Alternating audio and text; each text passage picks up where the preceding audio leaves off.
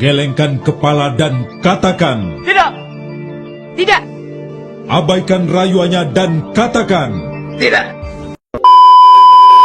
Pertama-tama setelah pulang sekolah, aku membersihkan wajah menggunakan micellar water. Micellar water adalah salah satu produk pembersih wajah yang mengandung molekul khusus yang disebut micelle. Micelle memiliki bagian yang dapat berinteraksi dengan air dan bagian lainnya yang dapat menarik minyak serta kotoran.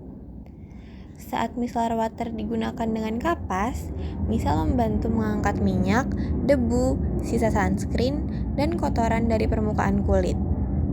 Dari kegiatan sederhana ini, kita bisa melihat bahwa ilmu kimia ternyata juga ada dalam produk yang kita gunakan sehari-hari.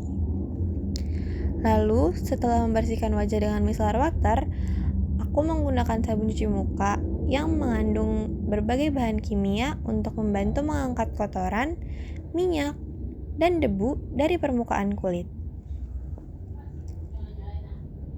Nah, salah satu bahan yang berperan adalah surfaktan. Surfaktan memiliki bagian yang dapat berinteraksi dengan air dan bagian yang dapat berinteraksi dengan minyak. Ketika wajah dibasuh, surfaktan membantu mengikat minyak dan kotoran sehingga dapat dibilas dengan air. Lalu, setelah membersihkan wajah, aku menggunakan moisturizer untuk menjaga kelembapan kulit.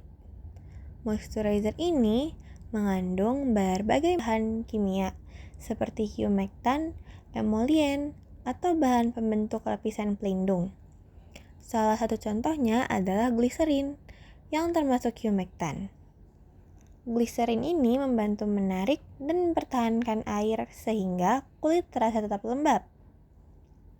Dan setelahnya, aku mengganti pakaian dengan pakaian yang lebih nyaman dan bersih untuk bersiap pergi latihan.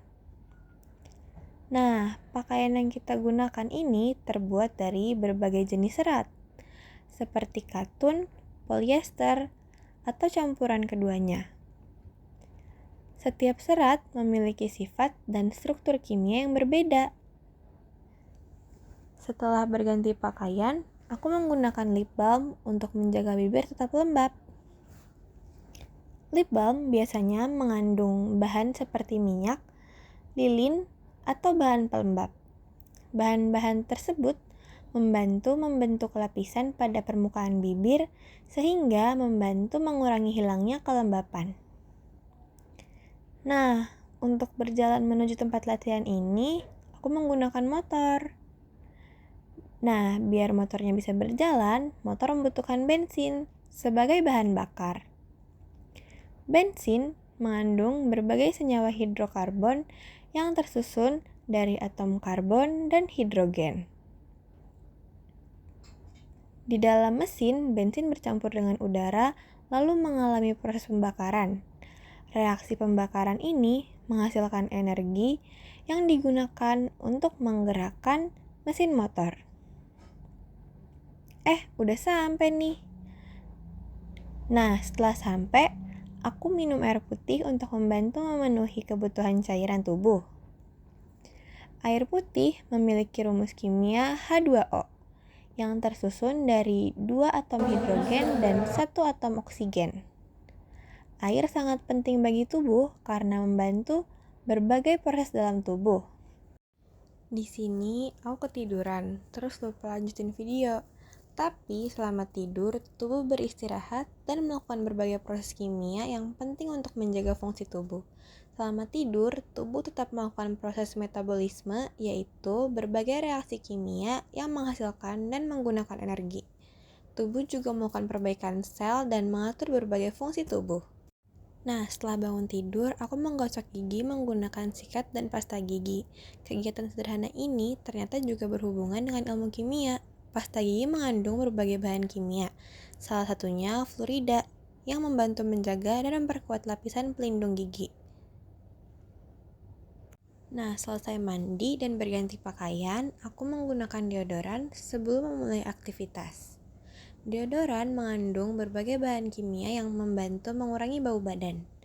Bau badan dapat muncul ketika bakteri di kulit memecah zat-zat yang terdapat dalam keringat dan menghasilkan senyawa yang berbau.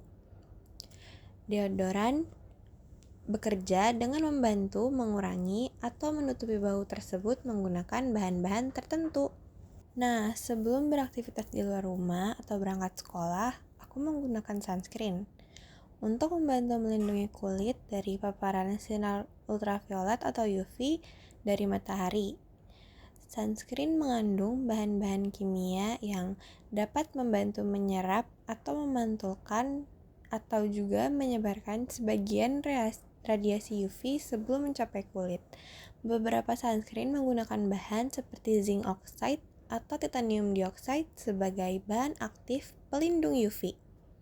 Dan sunscreen ini juga harus digunakan secara berkala ya guys, 4 jam sekali.